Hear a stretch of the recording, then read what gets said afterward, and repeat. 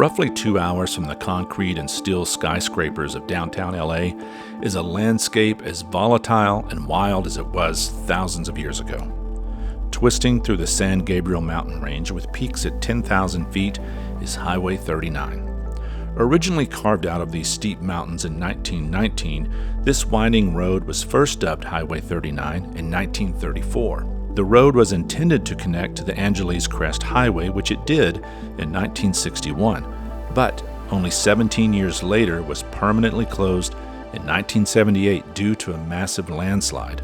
In fact, this entire region is constantly shifting, burning, and flooding. Those dramatic and violent changes are simply the norm here. Perhaps there is no better example of this perpetual state of change than the ruins that remain in the flood zone of what may seem like an insignificant, lazy stream. During the Great Hiking Era, a massive flood wiped out this valley and any structures that had been built here. Looking at a map of the area, it's easy to see why this land is so vulnerable to flooding. There is virtually no flat land for water to seep into, so nearly every drop quickly flows down to a single point. Today, a couple of dams help protect the city and valley below, but building anything near this seemingly docile stream will likely never happen again. Incredibly, this area is growing and collapsing at the same time.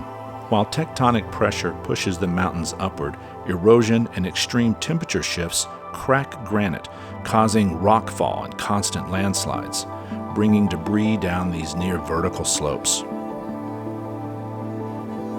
A little over 20,000 years ago, a massive landslide helped create what is today known as Crystal Lake by cutting off the flow of any water on the south end of the lake that sits at 5,500 feet above sea level and is the namesake of a lovely campsite and cafe at the end of Highway 39.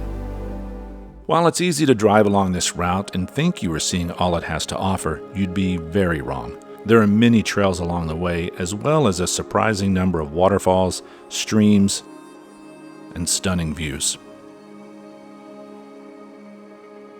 One of the most surprising trails can be found along Cedar Creek, not long after you enter the Crystal Lake campground. This short but steep trail runs along a beautiful stream that seems to flow the entire year.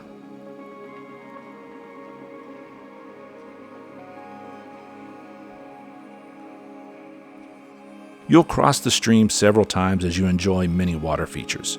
One of the most striking visuals of this short but stunning hike are the enormous trees that are reminiscent of the famous sequoias and redwoods of Central California.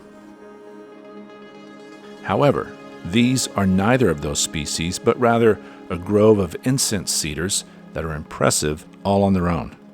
These trees have a similar thick, red, fire-resistant bark, but not quite the same mass as the other legendary species.